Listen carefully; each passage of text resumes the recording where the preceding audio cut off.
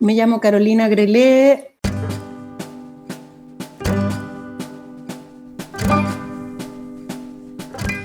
Para mí, primero que nada, el juego, yo te digo que cada día amo más a Piaget, ¿eh? Me he enamorado de Piaget más cuando lo he empezado a leer con calma, porque para mí el juego es como la posibilidad por un lado pienso en los esquemas de acción y pienso que el juego es como las primeras interacciones del ser humano con la realidad ya son juego. Para mí el juego está a la base de las primeras acciones que realizamos, ¿no? Porque el juego es una actividad innata al ser humano que se basa en poder realmente actuar sobre la realidad y poder a la vez, ¿no es cierto?, integrar la interacción y la experimentación con la realidad y poder aprender a través de la experimentación. Entonces, como que el aprendizaje es secundario y lo primario es la acción. Para mí el juego es eso, es actuar sobre la realidad desde que un bebé está en la cuna, ¿no es cierto?, y empieza a jugar con sus manos. Desde la coordinación oculomanual en adelante, para mí es juego. Porque es en el fondo una actividad que no tiene que se hace por placer de partida. Entonces creo que eso es importante, ¿no? El juego tiene que ver con el placer, con todo lo que hacemos de manera espontánea, natural, armónica, con nuestros deseos y con nuestros impulsos físicos y psíquicos finalmente. Ahora, para mí el juego, también es importante decirlo, tiene ese componente de que el juego es espontáneo. Entonces, para mí el juego es el juego espontáneo. El juego dirigido, me parece que no es juego, es como, o sea, sí, puede ser, pero es cuestionable.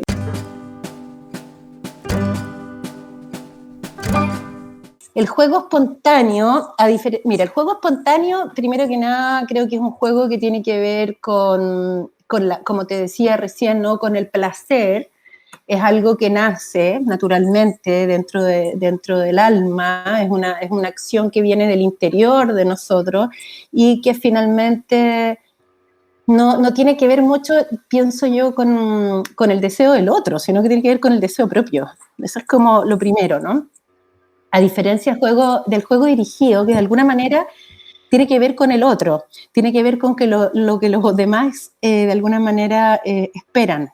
Porque el juego dirigido es como, me parece a mí que, bueno, hay juegos y juegos dirigidos. O sea, si hablamos de un juego que tenga, no sé, alguna regla y que a lo mejor sea un juego que algún adulto lo tenga que enseñar a realizar, bueno, eso no tiene mucho que ver, sino que me refiero al juego dirigido cuando nos plantean, ¿no es cierto?, actividades que de alguna manera tienen una finalidad diferente al juego en sí y al placer en sí, sino que, por ejemplo, puedan tener una finalidad de un aprendizaje formal, porque muchas veces se utiliza el juego para el aprendizaje formal, como que si el juego estuviera, entre comillas, como encubriendo un aprendizaje formal. Claramente es una manera más entretenida de aprender para algunos contenidos, no es que esté en contra de él, sino que creo que tiene que ver más como con la psicopedagogía, creo, ¿no? Que tiene que ver más que ver con cómo poder llegar a establecer una metodología de aprendizaje en situaciones en que a lo mejor se requiere una metodología más amena, más relajada, más entretenida quizás, para poder llegar a cierto tipo de niños también y de niñas, porque no todos los niños y todas las niñas necesitan tampoco que sea así.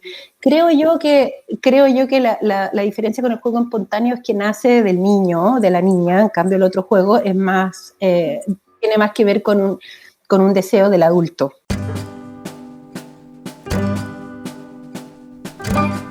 Si yo tuviera que pensar en el día así como dividido en 8 horas, 3 jornadas de 8 horas, 8 para dormir, no sé, 8 para...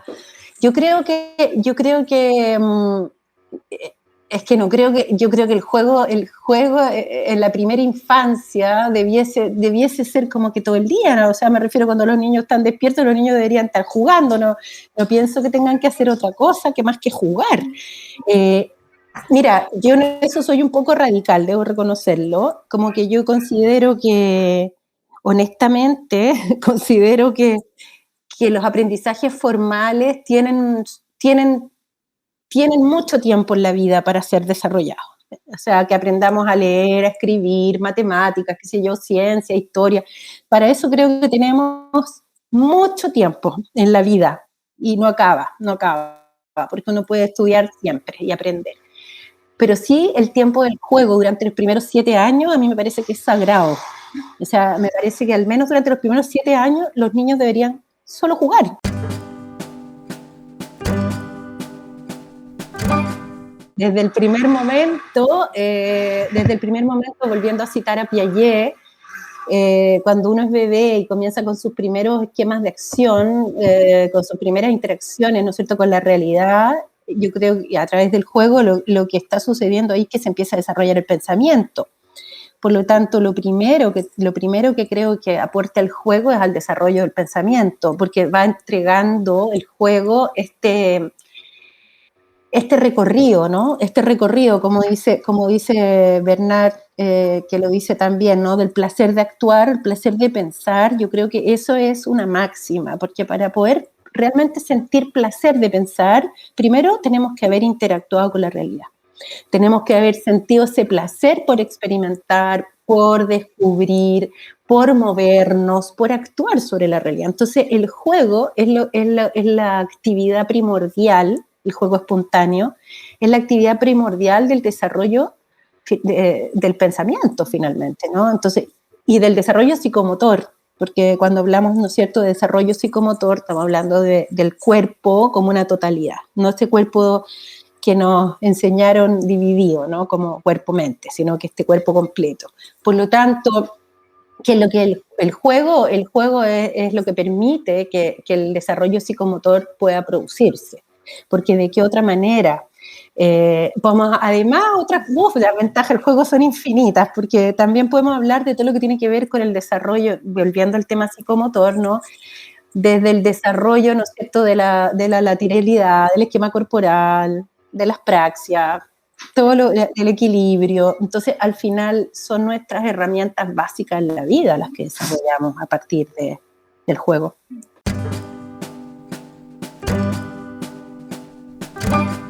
Yo creo que hay como, primero, de todas maneras, la naturaleza, número uno.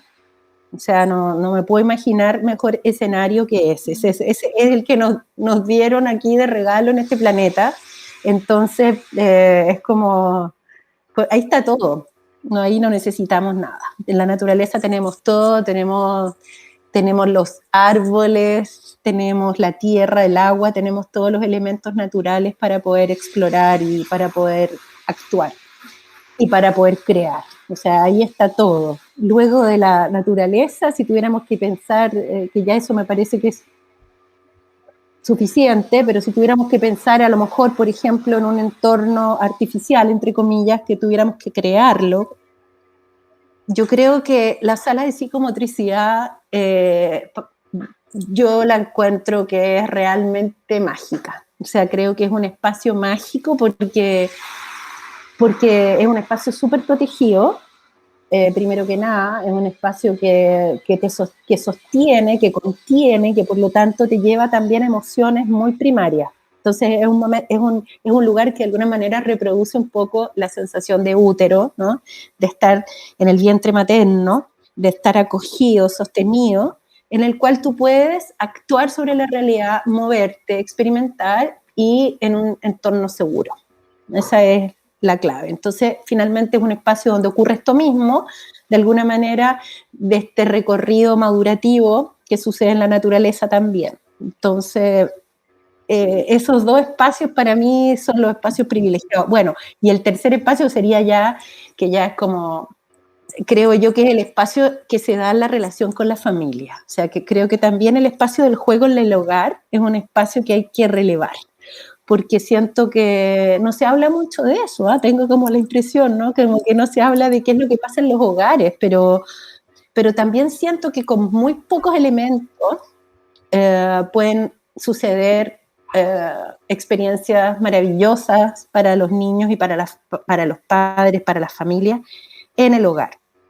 Entonces esos como que son los primeros 3 lugares que yo te diría a mí como que se me vienen al tiro. ¡Wow! Esos 3 lugares se me vienen como la maravilla, ¿no?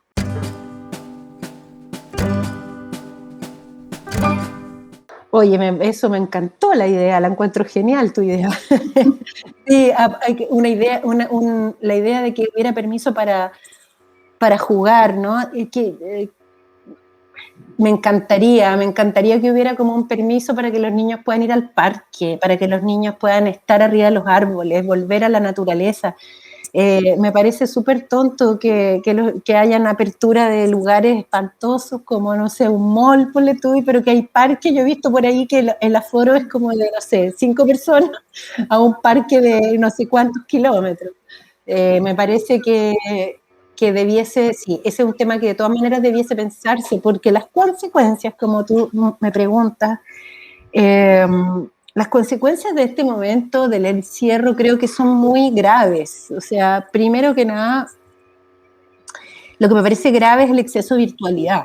O sea, eso es lo que primero me parece grave, el exceso de virtualidad, porque si por último dijéramos, no sé, los niños están adentro de su casa, pero se cumpliese con ciertas condiciones, como por ejemplo que las casas estuvieran adaptadas para el juego. O sea, si las casas estuvieran adaptadas para el juego, yo creo que estaríamos en otro paradigma. Si los papás dejaran que los niños desordenaran, que tuvieran un living con pocas cosas, pero ricos para poder moverse, para trepar por las paredes, para saltar, para hacer casitas, ¿no es cierto?, con los cojines de los sillones del living. Bueno, ahí teníamos un súper buen escenario porque los niños podrían moverse, podrían jugar libremente y al final estarían creando. Y un paréntesis, y que también ojalá hubieran materiales para la creación también, ¿no? Para la representación. Si hubiera también esos materiales dentro del hogar y hubieran posibilidades de jugar con plasticina, con pintura, con greda, bueno, ahí a lo mejor también estaríamos súper bien. Ese sería el panorama ideal. Pero, lamentablemente, no es lo que ocurre. Y nos encontramos con un exceso de virtualidad, donde además hay una desconexión, porque los papás, muchos papás están, ¿no es cierto?, con el trabajo virtual y están estresados, y es natural que lo estén, ¿no?, con este cambio. Ahí como que se me fue la señal, Daniela. ¿Volviste? ¿Ahí? Sí. Ahí. Ok. Entonces, eh, creo que el panorama es grave, es complejo, porque yo veo no sé qué porcentaje, ahora con la investigación que te contaba vamos a ver un poquito más de eso, ¿no? Que en el fondo es cuántas horas están los niños sentados frente a una pantalla, no se están moviendo, no están creando, no están jugando, sino más bien están tratando de hacer un esfuerzo, ¿no es cierto?, por reproducir y por adquirir además ciertos conocimientos más bien formales, que es lo que se puede transmitir por la pantalla. ¿Se podría hacer otra cosa mejor? Sí, pero no, creo que lamentablemente no se está haciendo y creo que hay muchas horas al día sentado. Las consecuencias creo que primero que nada en lo físico, en el cuerpo, en el soma, claramente yo veo muchos niños que, bueno, ni hablar el tema de la obesidad, que comen mucho, que están muy ansiosos, que como no se mueven y están en la pantalla y están comiendo, peor todavía. Está el tema de la columna vertebral, está el tema de la musculatura, ¿no es cierto? De todo lo que tiene que ver también con la atención y la concentración, porque claramente el juego, otra de las cosas que permite es desarrollar la atención y la concentración. Entonces, es bien distinto mantener la atención en una pantalla donde hay una demanda, además de una demanda evaluativa por parte de las escuelas, ¿no? Entonces, es distinto. Creo que las consecuencias de la virtualidad y el alejamiento de la naturaleza es lo más grave. Para mí es lo más grave, porque finalmente la experimentación con la naturaleza no tiene comparación. Y y podemos, como te digo, en un espacio súper ideal tener posibilidades de convertir la casa en un lugar apropiado, pero como te digo, veo que eso no se está haciendo en muchos de los casos. Por lo tanto, creo que la virtualidad nos aleja de la experimentación real y del pensamiento concreto, que creo que es muy útil y que creo que también en estos momentos la humanidad va a necesitar de otros seres humanos también, ¿no? De otros seres humanos que nosotros nos transformemos, y para poder transformarnos de acuerdo a los cambios que vienen como humanidad, creo que lo primero es volver a la naturaleza, volver a lo concreto, y, y también volver a los oficios. Tengo como eso, como muy así como, no sé, atravesado. Me llega siempre como esa idea de que los niños tienen que volver a aprender cosas concretas, ¿no? A veces le estamos pidiendo muchas cosas abstractas y no saben todavía tomar un martillo y clavar un clavo, no sé, es como también que claramente se ve deteriorada la salud mental también, finalmente, con este exceso de virtualidad y falta de juego.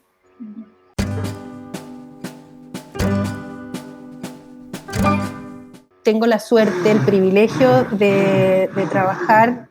Disculpa que hay un ruido porque están haciendo un arreglo acá afuera, además, aparte de los perros, están haciendo un arreglo. Cosas de la cuarentena también. Sí.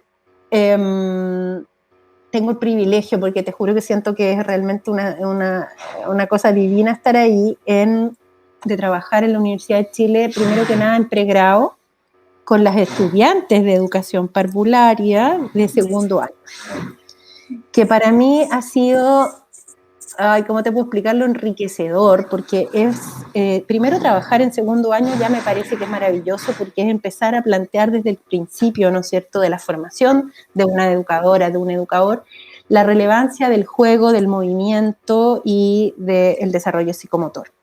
Por lo tanto, yo te puedo hablar de lo que yo conozco, que en la Universidad de Chile.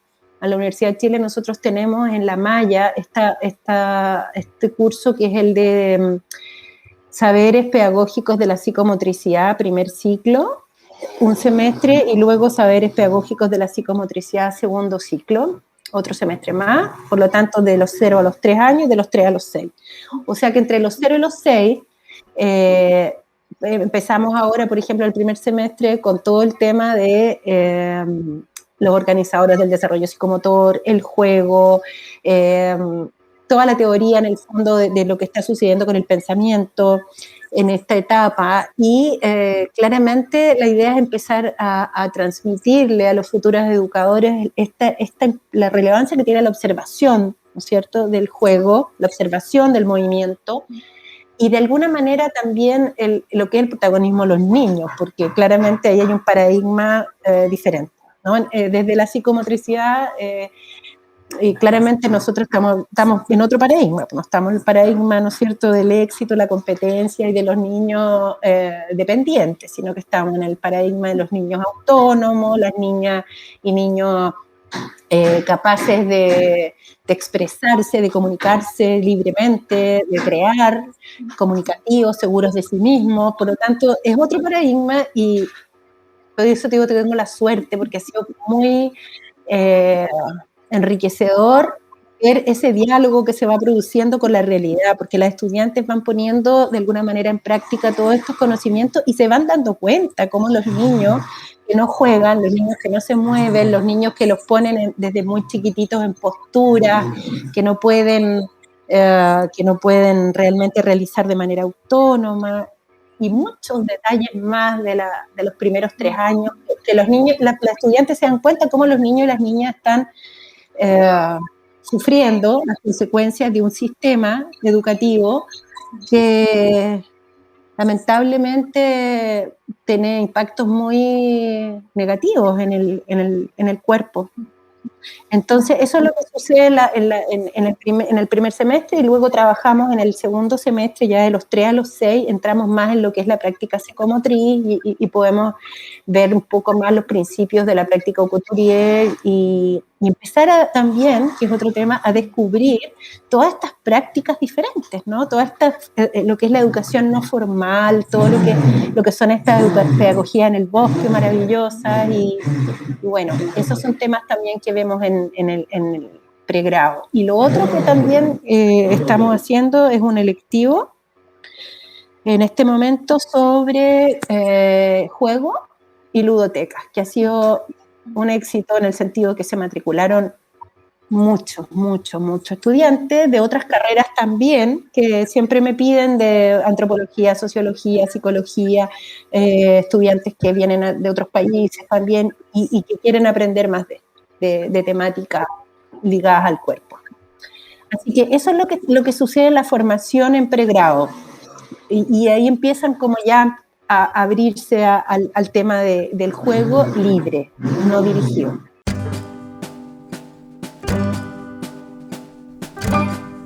Oye, yo le he dado vueltas con mucha gente a esta pregunta. Así que, mira, tenemos varias teorías, varias hipótesis, la verdad. Ojalá fueran teorías, pero hipótesis 1, yo creo que es muy potente pensar que en la educación el cuerpo del educador y el cuerpo de la educadora tienen un rol central dentro de la educación. ¿Qué significa? Que uno o la educadora o el educador, de alguna manera, sus herramientas pedagógicas vienen de su propia historia, vienen de su capacidad, digamos, de haber también se conectado y haber sanado su propia infancia. Yo creo que nosotros en este país, y no sé, en muchos países también sucede, quizás, no sé, yo lo veo acá un poco dramático, pero yo creo que adolecemos de una falta de juego que viene de hace mucho tiempo, además yo creo que muchas educadoras y educadores sufrieron en su infancia una represión que yo creo que marcó, ¿no? Los marcó. Yo creo que acá hay una marca también por la dictadura. Yo creo que hubo también, marcó un poco el cuerpo de las educadoras, de los educadores, porque Chile durante mucho tiempo estuvo muy deprimido. Eso es lo que yo veo un poco, como que este país estuvo muy deprimido durante un buen periodo de tiempo.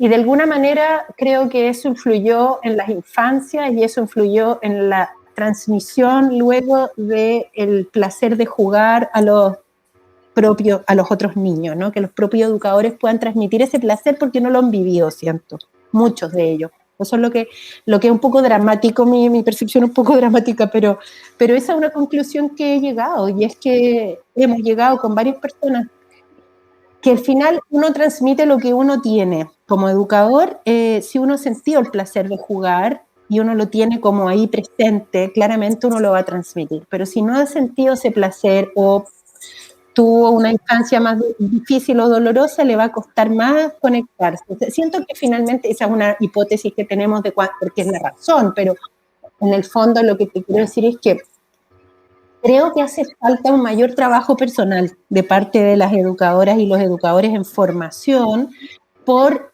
volver a ponerse en el lugar de los niños, volver a conectarse con el placer del juego para volver a respetar el valor del juego.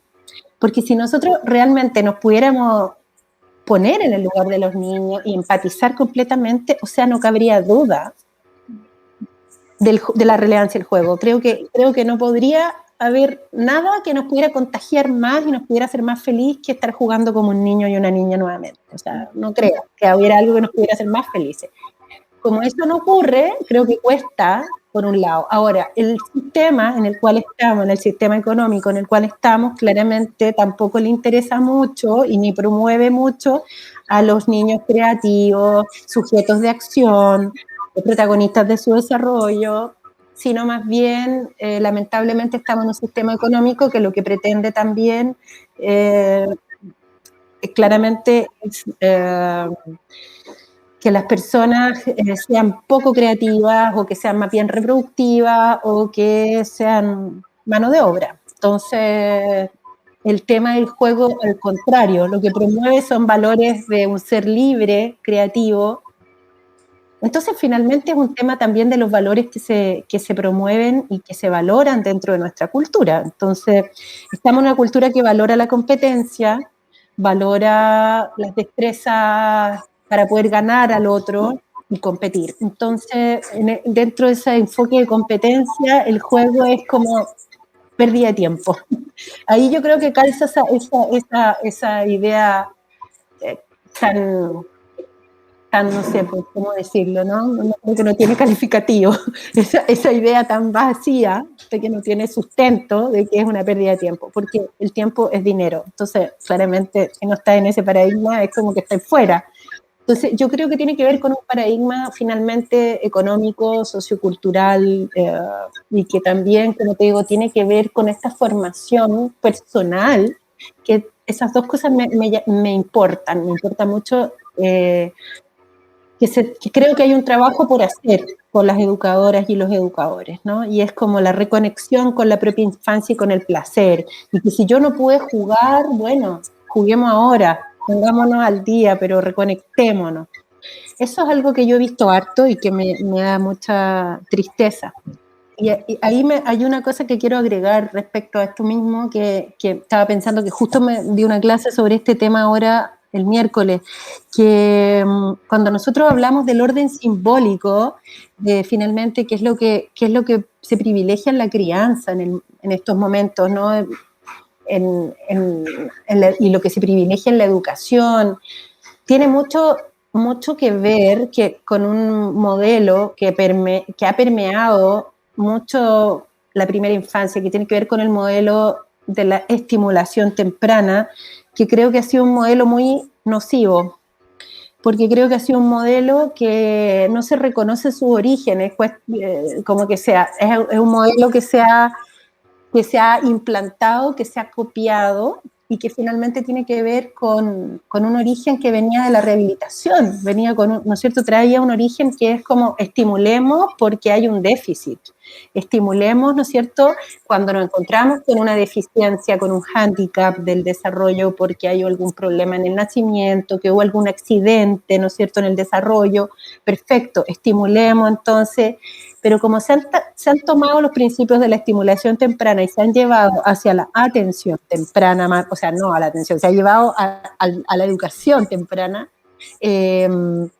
finalmente lo que ha ocurrido es que los niños se han sobreestimulado, ¿no es cierto? Y ha tenido que ver también con el merchandising y con el querer vendernos ideas de que tenemos que comprar todo tipo de juguetes, de artefactos, de adminículos y de finalmente desde que son bebés, ¿no es cierto? Los niños nos venden la idea que tenemos que ayudarlos a caminar, ayudarlos a aprender, porque si nosotros no compramos todas estas cosas, los niños como que no van a poder llegar nunca a un buen puerto. Entonces se ha perdido la naturaleza.